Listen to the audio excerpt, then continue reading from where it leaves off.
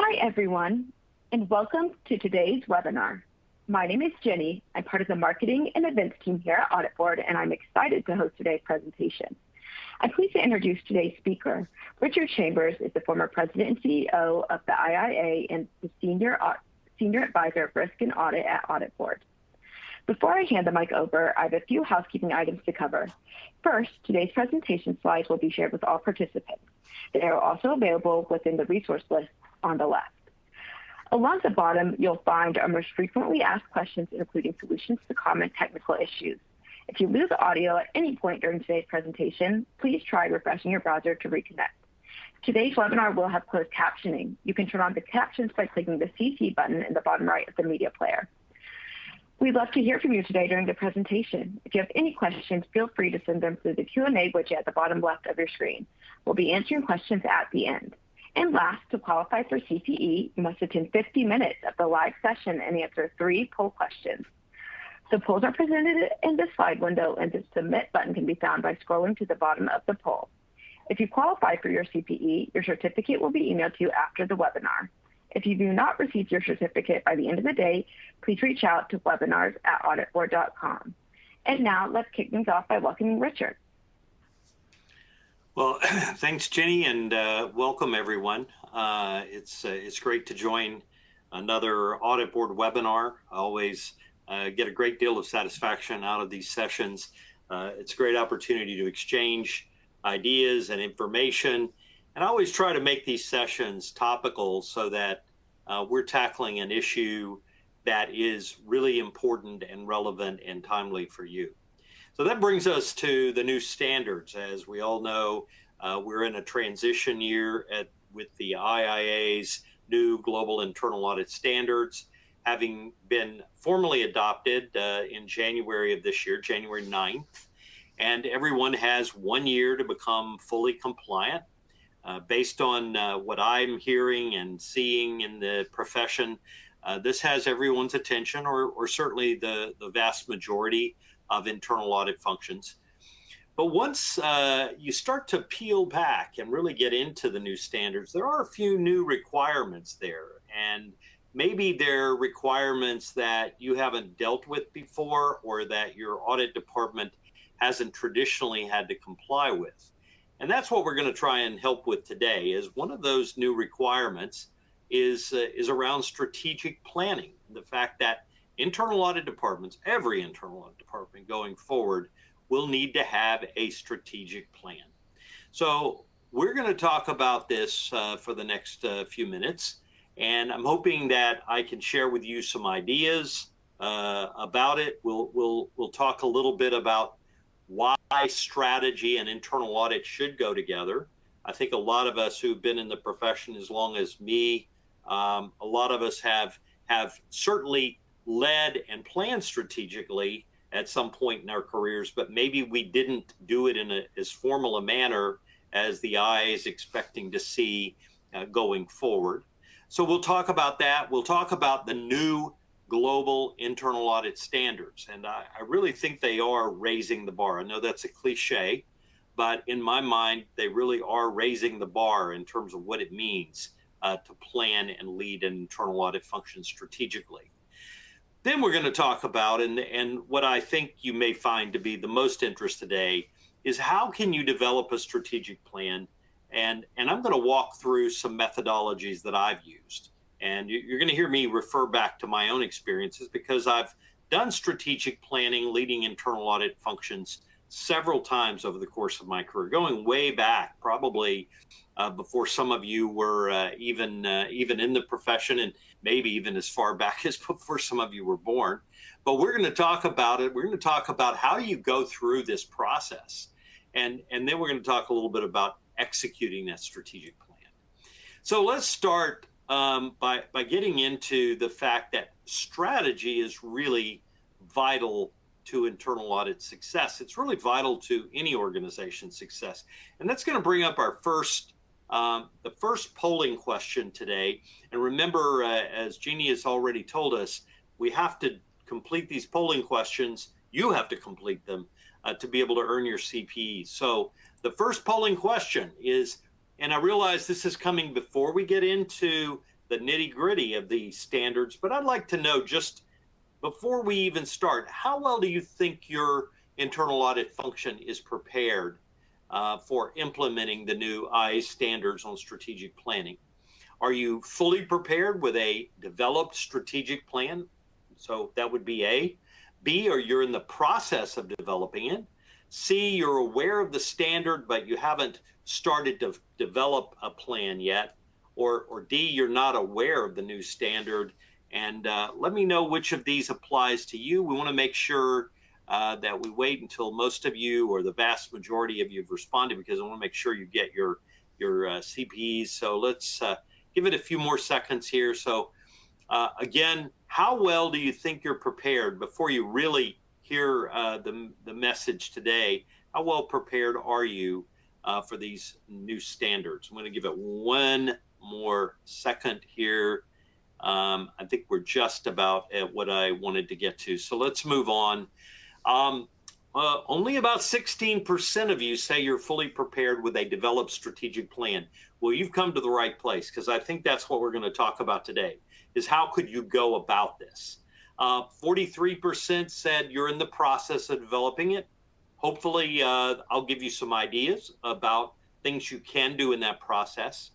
35% say you're aware of the standards but have not started developing it. You're also in the right place as well. I think I misspoke on the first one. 16% of you say you are fully prepared. It's the ones below that I think are going to appreciate the messaging today. Well, those 6% who are not aware of the standards, we're going to get into what exactly is in those standards and what is expected of internal audit functions going forward. You know, I'm a big believer in strategy. I guess when I first came into internal audit, like a lot of young internal auditors back in those days, I was trained and skilled in becoming tactical. We were taught to be tactical in every aspect of our work. I wasn't the leader of internal audit. I wasn't the chief audit executive. I just kept my nose in the books and did my work. It wasn't until I later took over as a leader of an internal audit function, as a chief audit executive, that I began to fully appreciate that internal audit has a mission and should have a vision that is far more significant maybe than just the fact that we have an annual audit plan and that we go through audit processes and generate results. And so I had a chance, and many of you know my story. Back in those days, I was a civilian auditor for the U.S. Army, and I had a chance to go off to the Army Strategic Studies program, where they send all the generals, and it was called the Army War College. It's still there. It's really a strategic studies institute, and I went there right after I'd become a chief audit executive. And that whole year, it was a year-long program. It was a resident program. I was fully immersed in it. I really began to appreciate how important strategy is. And I've been, over the years, I like to cling on to great quotes about strategy. I think it's vital to the success of any organization. I like the quote that is often shared, that success is 20% skills and 80% strategy. And I would say that's probably true even for internal audit. Now, I don't know that I would say that's true for every internal audit engagement. You better have some skills if you're going to be undertaking engagements in internal audit. But even at the engagement level, I think there is an opportunity there to bring a strategic mindset. I think it was Jim Rohn, a well-known author, who said, "You might know how to succeed, but more importantly, what's your plan to succeed?" I think most of us know what we want to see internal audit accomplish. We have a really good understanding of what the mission of internal audit is, what its purpose is, for example, in the new standards. But the question is, how do we achieve that? It's not as simple as simply following the standards, following the rules, following your audit plan. There's something far bigger at stake here. I've always thought of a strategic plan as I used to use the analogy of a roadmap back in the day before we had GPSs and all of the technology we do today. You don't see many people walking around with a paper roadmap. But I used to tell my audit teams, I said, look, this is a roadmap. If we all take this journey together, and we haven't marked where we want to go, if we haven't marked the X on the map where we want to lead our internal audit function, we're likely going to make some wrong turns.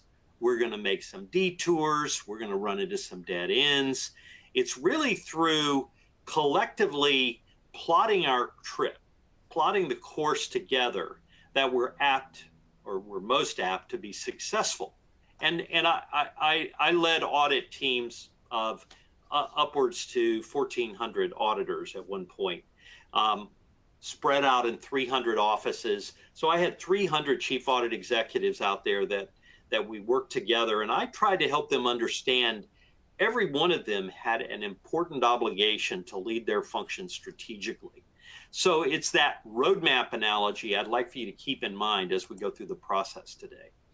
As I said, I've always led with a strategic plan. My first role as a chief audit executive was as a civilian auditor for the Army. I later went on at the Pentagon to lead the Army's audit community, the internal review community, the decentralized internal audit function of the Army. That's where we had 300 offices. That's where we really were up against it. We were facing some huge obstacles at that time because the Army was in the downsizing mode, and a lot of people were questioning the value of internal audit. So we banded together, myself and the leaders from the major commands around the Army. We banded together to develop that first strategic plan for our function, and it was the first strategic plan that I'd ever been a part of. And boy, it was a revolutionary. I became a believer then, and I have practiced it everywhere I went, because from there, I went on to the U.S. Postal Service Office of Inspector General, where I was the Deputy Inspector General. And working alongside the IG there, the Inspector General at the time, we took the organization through a strategic plan. Once I left there, I went down to Knoxville, Tennessee as the Inspector General of TVA. And one of the first things we did there as part of the Inspector General's office was to develop a strategic plan. Later, I had a chance to go and be a leader there in PwC.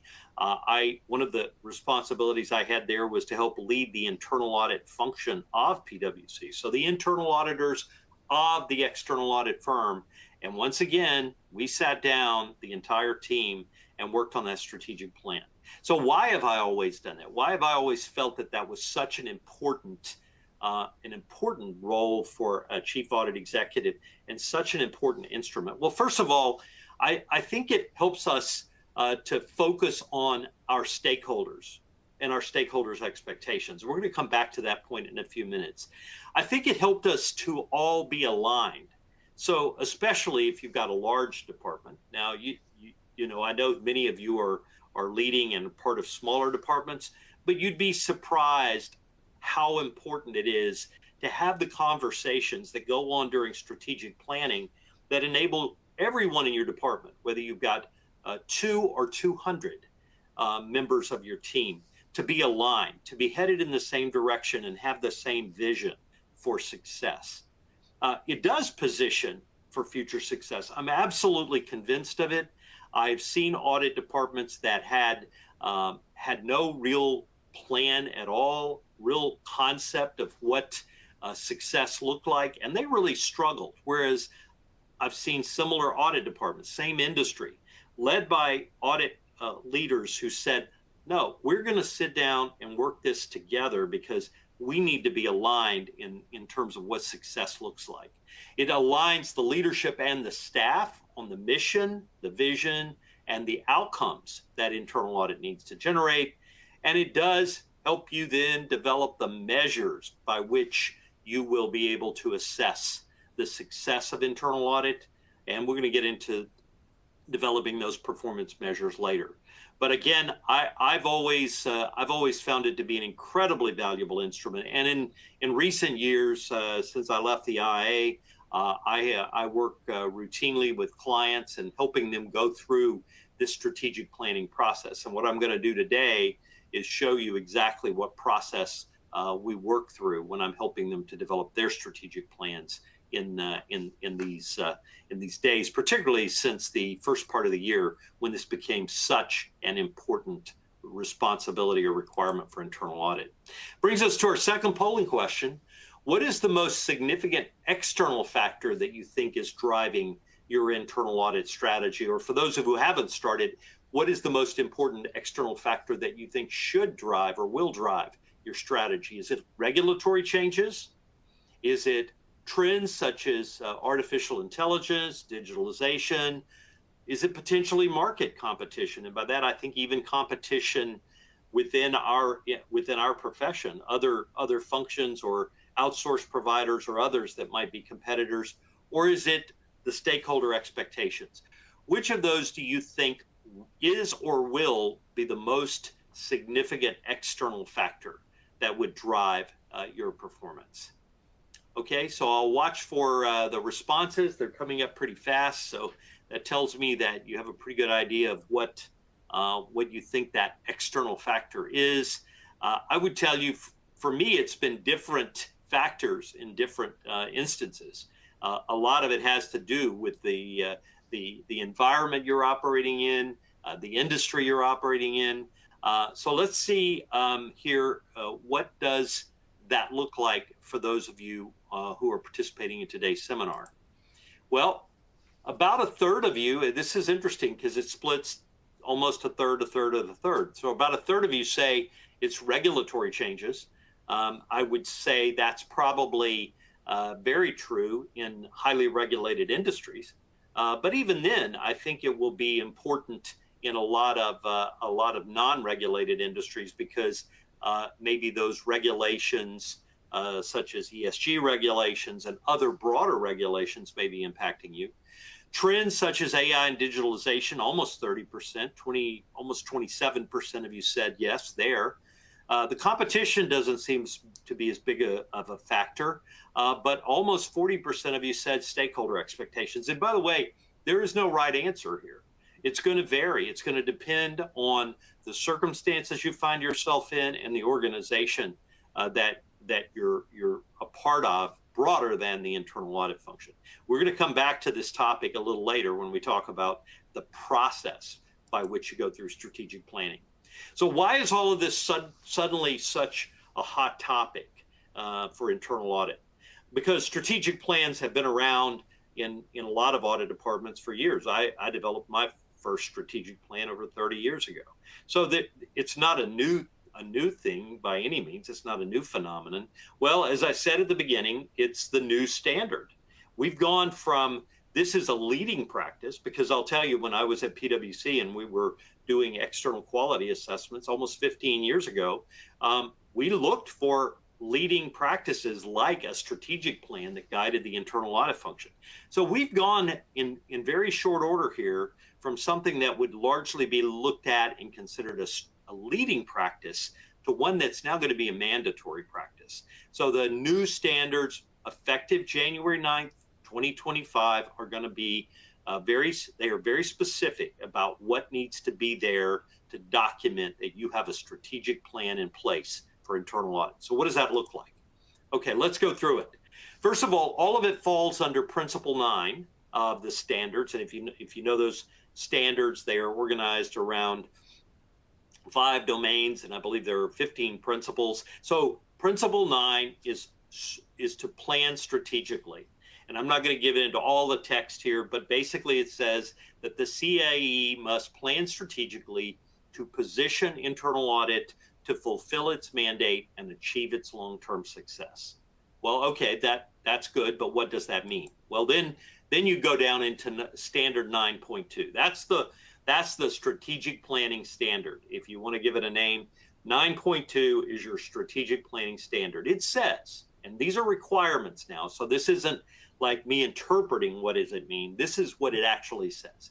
It says the CIIE must develop and implement a strategy for the internal audit function that supports the strategic objectives and success of the organization. Now that's that supports the strategic objectives and success of your enterprise.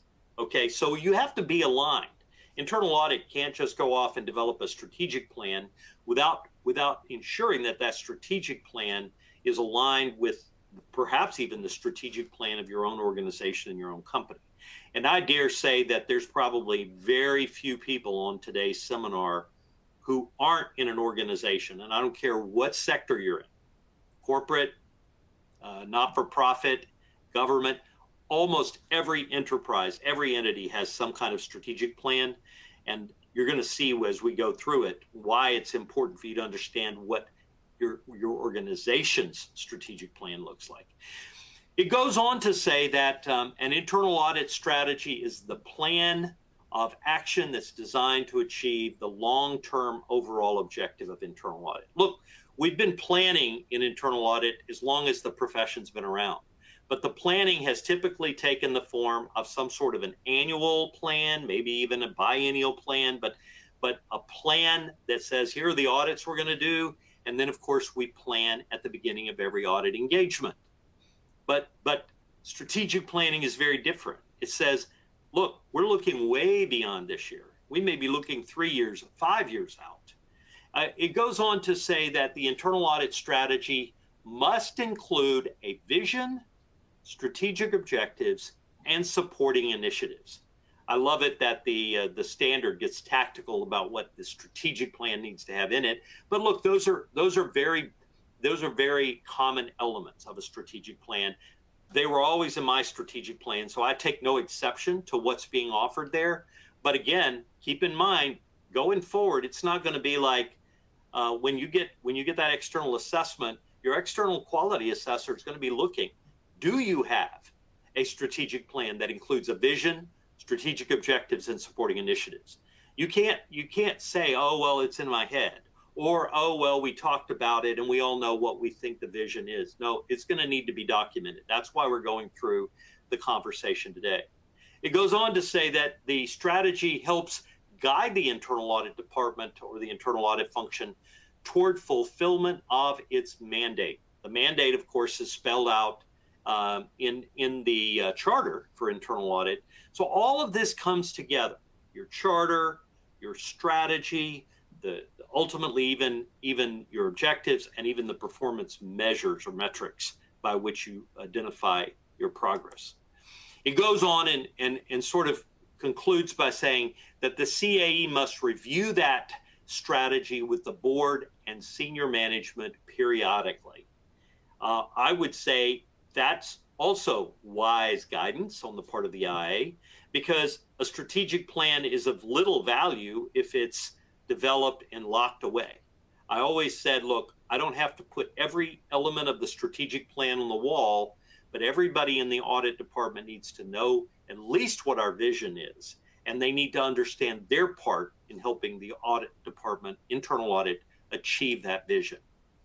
It does get into then a little bit of how you develop it and what you need to consider. It says when developing it, you need to consider your organization's strategy and objectives. So if you work for a retail company, you need to know what the retail company's strategy and objectives. If you work for a bank or a financial services organization, what is the strategy? What are the strategic objectives of the bank, of the organization you work in?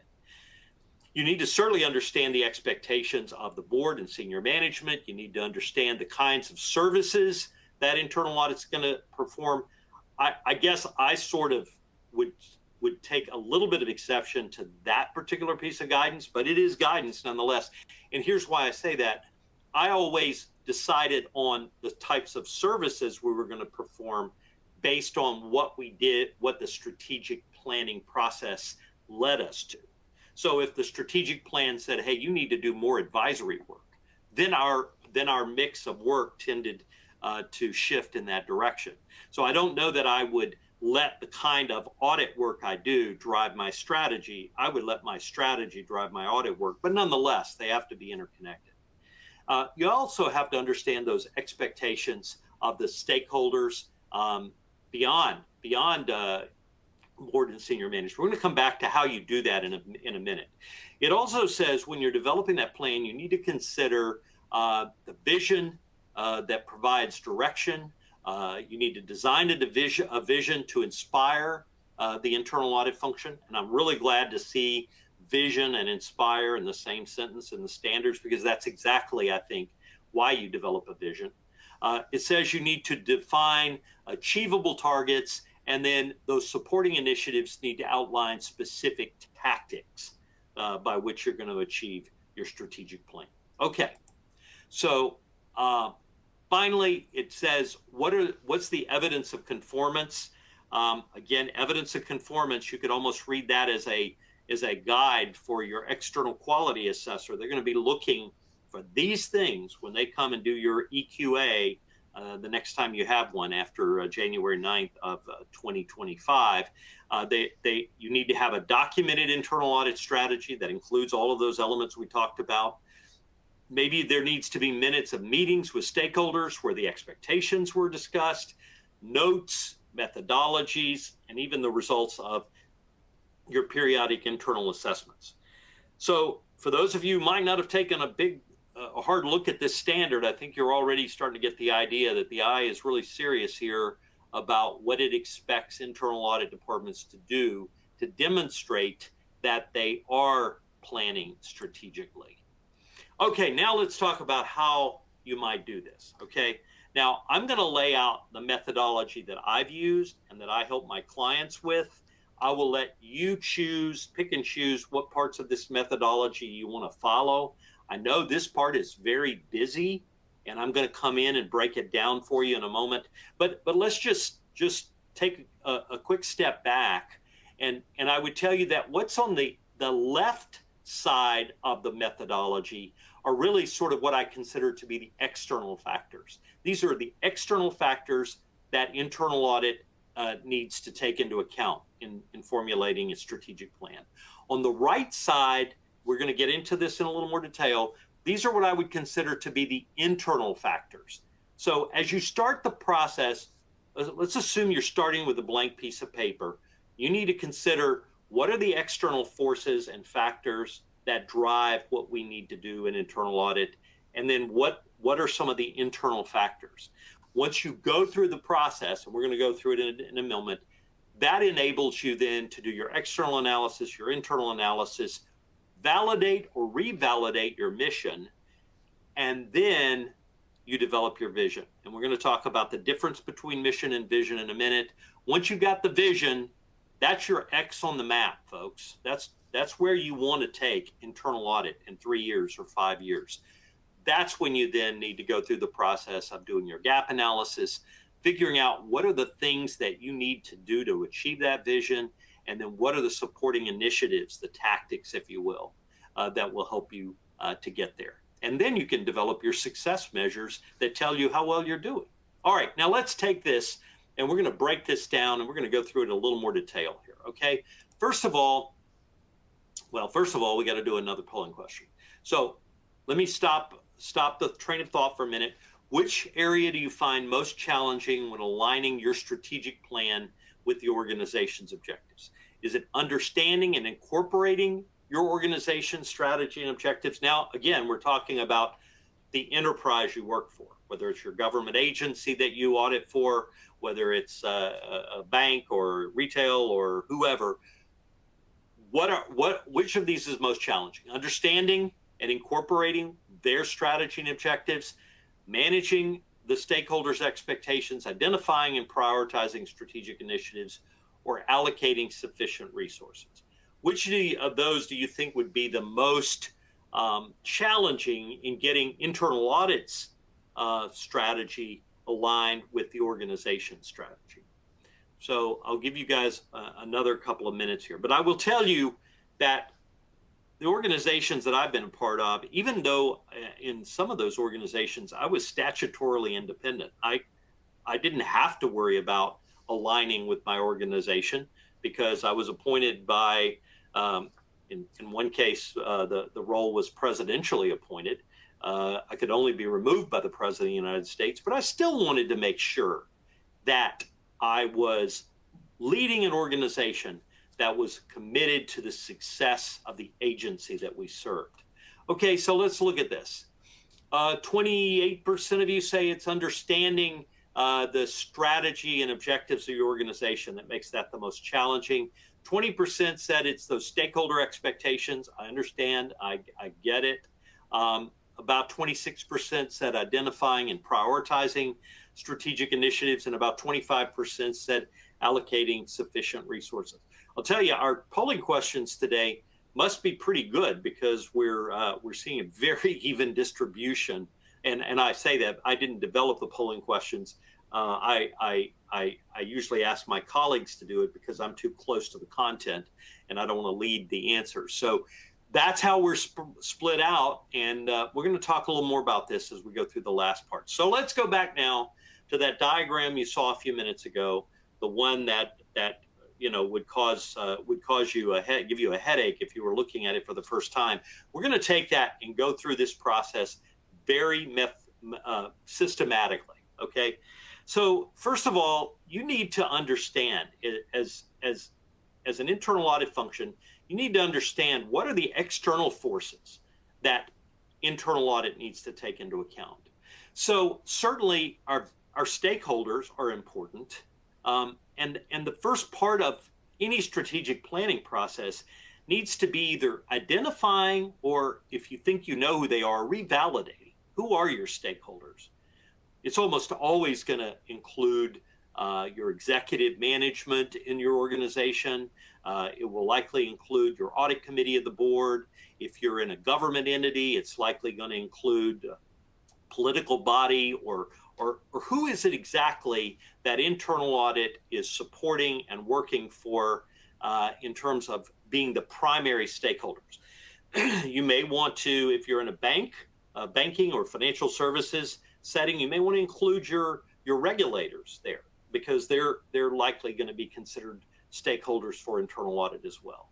So you need to know who they are, and that's the first part of any strategic planning process. Because if you don't know who your stakeholders are, it's going to be really hard to define what success looks like in terms of serving them. You need to then go through a process of validating what are their expectations. Now, what I always did is we came together as a department. We said, okay, here are our stakeholders. And by the way, let me say at the outset, these processes are often very effective if they're facilitated by an outsider. So think about bringing someone in who isn't vested in the outcome of the strategic plan, who can get everybody in the department to think and articulate together. The worst kind of strategic plan is one that the chief audit executive develops and in the solitude of their office and then sends it out by email and saying, this is our strategic plan. Do not do that. If you are a CAE, do not do that. And if you're an internal auditor, please coach your CAE to include everybody in the strategic planning process.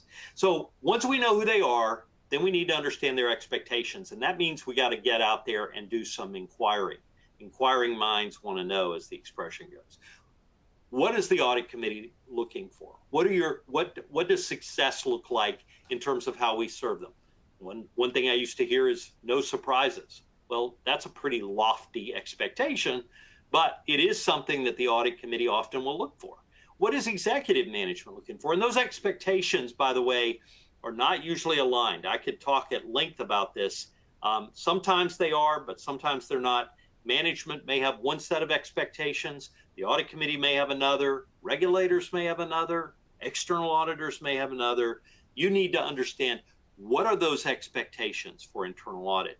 And then what are your opportunities and threats that internal audit faces? Now, some people say you do your SWOT analysis all together, and I'm not opposed to that, the strengths, weaknesses, opportunities, and threats. But I definitely think you need to think of opportunities and threats as external factors, external forces. So opportunities are what are the things internal audit can achieve? What can you do? What areas maybe are you not serving the organization in that you could? So the opportunities, yeah, Those are very positive. Threats, that's another matter. I would include among threats these days, maybe even. So here's an interesting point. AI, I think, could be an opportunity and or a threat. So as you go through this process, what are the things, the external forces that could drive our strategy, and then what are the expectations? And I say, don't assume them. You need to ask them. Those threats are the external factors that cause or compete with internal audit or could potentially diminish its value. All right. Now the internal analysis. We need to go through an internal analysis where we sit down and we talk about what are our values? What are the department's values? Well, certainly you're going to see things like courage, accountability, objectivity, professionalism. Those are often in a values statement, but get everybody on board with what are the values of the audit department? What are the opportunities? What are the trends and assumptions that we can make about the future?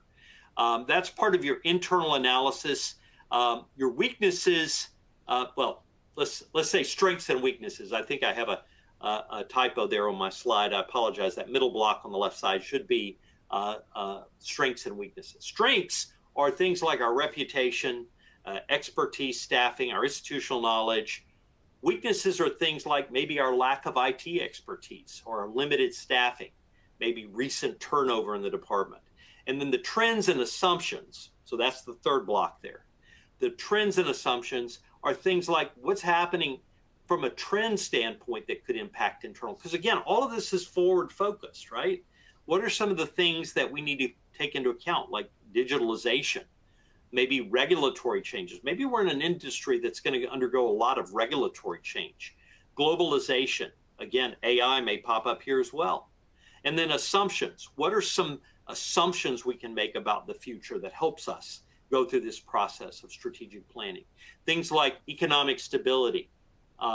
You gotta assume something about the economy, right? Or the economic environment you're going to be working in.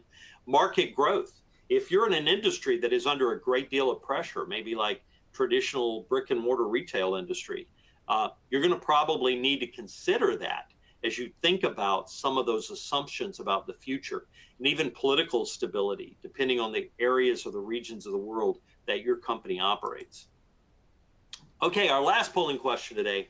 How frequently does your internal audit function review and update its strategic plan to ensure alignment with the organization's evolving needs? So this again would apply to those of you who have strategic plans, but I would also say, how often do you think? Let me rephrase it a little bit here. How often do you think a strategic plan should be updated to ensure alignment with the organization's evolving needs? Annually, every 2 to 3 years, every 4 to 5 years, or only when there's a significant change in the organization? So I will tell you that for me, I always took the position that a strategic plan should be a 5-year look. Where do we want internal audit to be in the next 5 years? But then we refreshed it every 2 to 3 years. So we didn't wait till the end of the strategic plan to go in and refresh it. So we constantly had what I would sort of call a rolling strategic plan. So again, how often do you think it should be updated? Annually, every 2 to 3 years, every 4 to 5 years, or only when significant changes in the organization or external environment indicated? Let's look in the answers. Almost 60% of you said annually. Look, there's nothing wrong with refreshing a strategic plan annually. Certainly, you want to look at your performance metrics and even maybe some of your tactics annually. Every 2 to 3 years, 20%, every 4 to 5 years, 4%, and then only if there's a significant factor, about 16%. All right, back to our process, right? So we've analyzed the external factors, we've analyzed the internal factors. Now we're ready to go for the gold. We first need to look at our mission and refine or redefine exactly what is internal audit's mission. What do we do? What's our purpose? What's our focus in terms of supporting stakeholders so that mission statement should be reflected in the charter. The standards will refer to that as a mandate or authority, role, or responsibility. I think as you go through strategic planning, the strategic planning process should guide the mission and not the other way around. At least that's how I always undertook it. If I need to refine or tweak that mission as a result of what the strategic plan tells me, that external and internal analysis that we've just gone through, that's where it's going to reflect the first time in the mission. And then comes the vision. So if the mission is what we do, the vision needs to be how well do we do it? What is the desired future state of internal audit? What do we aspire to achieve in the next 5 years? The vision provides, as we've said earlier, the inspiration and direction, and it needs to be concise and inspiring for internal audit. Vision, I think a strategy without vision is like, again, taking the trip without a map. So what are vision statements? There are some iconic vision statements in the world. I've shared a few of them here with you. Tesla's is to create the most compelling car company of the 21st century. Amazon's is to be the Earth's most customer-centric company. Disney's to be the world's leading producers and providers of entertainment and information. And you can see the answers. Google is to provide access to the information, world's information in one click. I'll give you an example. The one that we developed after we went through our strategic planning process when I was the Inspector General at TVA. Again, we were a utility company, so we kind of wanted to keep our vision in the kind of terms that maybe a utility company could appreciate. And our vision was to illuminate today's challenges and tomorrow's opportunities. The vision statement should be short enough, succinct enough that it's on the tip of everybody's tongue. I could still cite the vision statements that my organizations developed 20, 30 years ago because everybody understood them. They guided us in everything we did every day. So those are some examples of vision statements. I'm happy to provide any coaching if anybody's looking at a vision for internal audit and you'd like to run it past me. Don't ever hesitate to reach out. I'm always accessible through LinkedIn. So send me a private message. I'd be happy to give you my 2 cents. So we've got our vision, we've got our mission, we've got our vision. Now comes the uncomfortable part. We know where we want to go, but where are we? That's the gap analysis. You need to assess the current state. How are we performing? What are our resources? What are our capabilities? What is the satisfaction of our stakeholders? In all likelihood, there's a gap between where you want to go and where you are. We need to compare the current state to the desired state. Where are we today and where do we want to go in terms of the mission and vision? Categorize and prioritize the gaps. There will be a lot. You need to understand you probably can't close them all in a short period of time. So put the really big ones at the top. And again, we're auditors, we're internal auditors, so let's be risk-based about it. Which are the gaps that if you don't close them will almost certainly keep you from achieving that vision? And then what are the root causes and the root causes of those critical gaps? What is it that's caused us to not be able to meet stakeholder expectations? Those critical gaps are vital to closing during this process. So then that leads us through the remainder of the process. We need to develop strategic objectives to achieve the vision. Let me say right up front, I never, ever let us develop more than 5 strategic objectives. 3 to 5 is an optimum number. These are like, what are the big objectives that we need to undertake to get to that vision in 3 years to 5 years? Develop supporting initiatives to achieve those objectives. So now we're starting to get down to tactics. So if let's say my strategic objective is around being able to generate more timely, reliable information via advisory services. Let's say it's something like that. Then what do I need to be able to do that? I'm going to have to develop some processes, some methodologies. I'm going to have to be effective in delivering those. We're going to have good feedback mechanisms. All of those kinds of things would be in your supporting initiatives to achieve those objectives. And then finally, what are the critical success factors? You're going to have critical success factors that help you identify how you're progressing against every one of those initiatives that you've defined, tactics or initiatives. The IIA standards call them tactics. I call them initiatives, but it's all the same thing. Well, of course, developing this strategic plan is almost the easy part. Now we got to execute it. Without strategy, execution is aimless, and without execution, strategy is useless, according to Morris Chang. So again, I think the first step is developing that strategic plan. I say use it like a roadmap. It's going to help you stay on course for the destination that you've pinpointed for internal audit. It should guide and inform everything that internal audit does. If you're getting ready to start something new in internal audit, if you're getting ready to take on some kind of new role or do something different, challenge yourself. Say, is this aligned with our vision? Is this part of our strategy for the future? If it's not, you either need to go back and relook at your strategic plan or don't do whatever it is you're getting ready to do. You got to have some continuous ongoing monitoring. You need to understand at any given point in time what's happening with your strategic plan. Refresh it every 3 years at least. So I targeted 5-year plan, 3-year refresh. Maybe you want to do a 3-year plan with a 1-year refresh. There's nothing in the standards that specify this, but don't wait until the end of the strategic plan to refresh it. And then, of course, keep your stakeholders fully and currently informed at all times. Some of the keys, some of the keys to successful strategic planning. Number one, mean it. Don't go through the exercise. Don't say, I'm doing this because we have to, the standards make us. Mean it, believe it, be willing to embrace change, be willing to challenge the way you've done things in the past.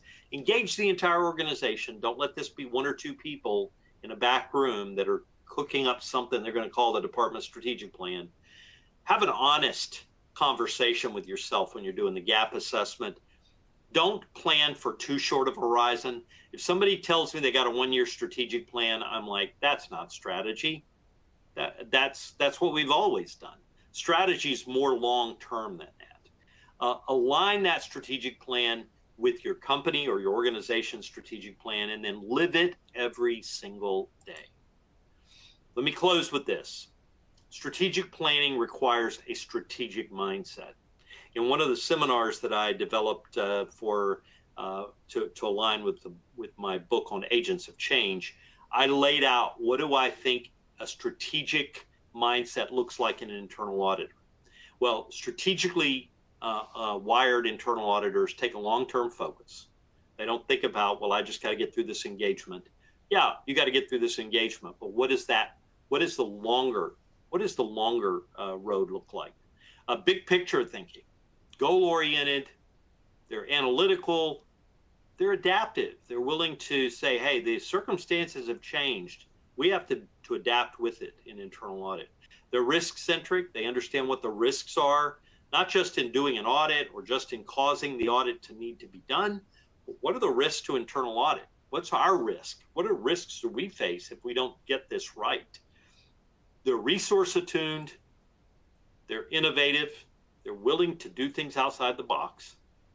They're collaborative, which is something I've been talking a lot about lately, the need to be collaborative with others outside of internal audit even, and they're value aware.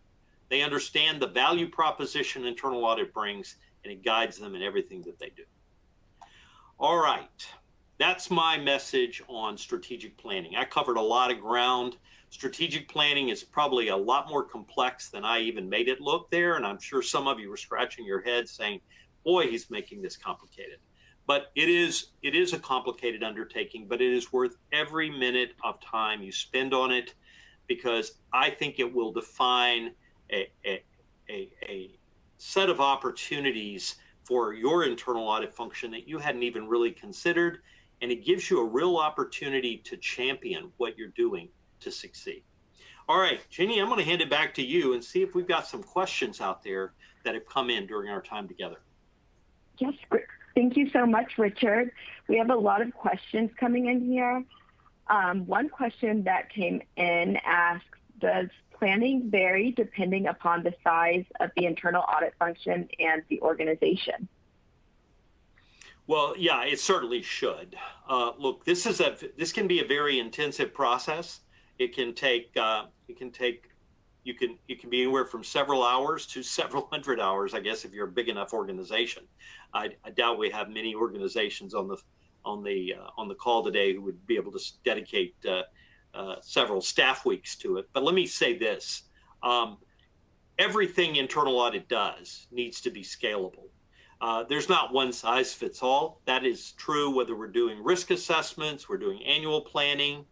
I would say it is a process that should be guided by what the size of your function is, what your mission is, and again, if you've got a smaller team, theoretically, it's much easier to come to consensus on some of these things that we've been talking about. Great. And someone also asked what this all means for charities and the public sector. Look, the standards make no distinction. I obviously not always, when I was at PwC, I was in the public sector, but all of my strategic plans were developed in the public sector. But I've also helped, and even recently been helping some large global companies develop their strategic plans for internal audit. It doesn't have to be one size fits all, but every audit function, the standards don't carve out and say every audit department or every audit function except those with 5 or less people need to have a strategic plan, or every audit function except those in the private or in the in the public sector need to have no, it makes no distinction. Every audit function needs to have a strategic plan. Great. What else? Thank you. So to answer someone else's question, this does apply to small privately held companies, the standard. Right, and I just see one pop up right here on the chat wanting to know if this only applies to SEC companies, the IIA standards. No, they do not. The IIA standards apply to every internal audit function in every organization. Now, some may choose not to follow those IIA standards. That's a choice they have to make.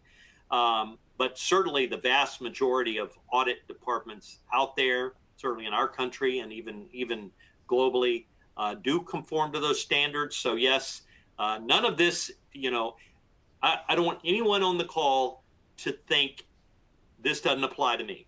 If you are an internal audit function and you are complying with the IIA standards, or have an aspiration to, or have told your audit committee that you're complying with them, then you're going to need to comply with this standard. There's not like, well, I complied with 90% of them, therefore I'm whole. Every standard needs to be conformed with. So I would just say, put your thinking cap on, figure out how you're going to do this, and get it done. And again, don't do it because you have to. Do it because it will really be beneficial. Somebody says this cannot apply to organizations that do not have internal audit. Well, of course, that's true. I mean, these are the internal audit standards, so they only apply to internal audit functions. So what else, what other questions do you see coming in there, Jeannie? Yeah, so another question we got was someone asking specifically about financial institutions. So is there anything specific to financial institutions about the standards and about strategic planning that you can share? Well, from working with and from looking at sort of under the hood when I do external quality assessments for big banks, their strategic plans often had to take into account the regulators, what the regulators' expectations were, what the regulators would be looking at when they came to examine the bank and looked at internal audit. So that's one distinctive factor. Obviously, the kinds of risks that financial services institutions face are different. So all of that does color, all of that does inform the strategic planning process.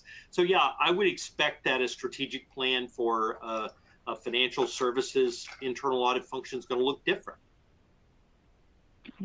Got it. And I see an interesting question here. Why is it important for internal audit functions to have strategic plans even when risks are unpredictable? Oh, I think it's important for them to have strategic plans because the risks are unpredictable. A good strategic plan is going to help internal audit be resilient enough, because look, we don't know from one year to the next, and sometimes we don't even know from 1 month to the next what we're going to be auditing. But we certainly need to understand what success looks like in terms of our ability to do that. If I'm operating in this environment and I'm a chief audit executive in what I call this era of perpetual crisis or perma-crisis, where we have, 1 month we may be dealing with the fallout of a pandemic. 3 months later, suddenly there's a big crowd strike thing and the whole world shut down for a day. I mean, that kind of disruption is continuous in the 2020s. Again, going back to the strategic process I laid out for you earlier, those are assumptions I think you can safely make about the future, is that risks are going to be volatile. They are going to be unpredictable. They are going to emerge at unprecedented speed. The velocity of risk has increased exponentially in the last 10 years. All of those are factors that should help internal audit figure out, or should guide internal audit as it figures out, how does it operate in this environment? What are the things we need to do? Your strategic plan may conclude that you don't do a very good job of identifying emerging risk, and maybe one of your objectives in order to achieve the vision, timely, reliable assurance for executives and board. Let's say that's your vision. Okay, I just pulled it out of the air. If that's your vision, you're going to need to be able to provide or to undertake, along with your risk managers in the organization, regular assessments of what are the emerging risks. So back to the question had to do with how can you do strategic planning when the world is so unpredictable? I think the strategic planning will help you make a little more sense of an unpredictable world. Great. And we have time for about one more question. So another question we have here is, who should be involved and responsible for developing the mission, vision, and strategy? Well, again, my feeling always was that should be collaborative. It doesn't have to be the entire department, but it should certainly be the leadership of the internal audit function. It shouldn't be done by one person.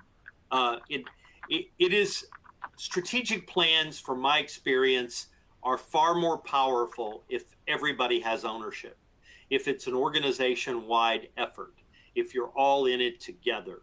If you're all in the boat together, you should certainly have some say about where the boat's going and what is it, how is it designed to withstand all the uncertainty that lies ahead. Great. Jenny, thank you for facilitating today. I'll turn it back to you. Awesome. Thank you so much, Richard. Thank you so much for presenting today. For those not familiar with AuditBoard, AuditBoard provides an award-winning connected risk platform for audit, risk, IT security, and ESG teams that helps you elevate your teams, engage the front lines, and close the risk exposure gap. To learn more or schedule a product walkthrough, please visit auditboard.com. Also, don't miss your chance to learn about the latest innovations and trends in audit, risk, and compliance at Audit and Beyond, taking place virtually and in person at the Cosmopolitan of Las Vegas from October 22nd to 24th. You'll also earn up to 16 CPE credits. Take advantage of great savings with advanced pricing available now until September 23rd. You can register using the banner below or the link in the resource list. Hope to see you there. And with that, we'll end today's webinar. Thank you, everyone, for joining us. If you have any questions, please reach out to webinars@auditboard.com. We hope to see you next time.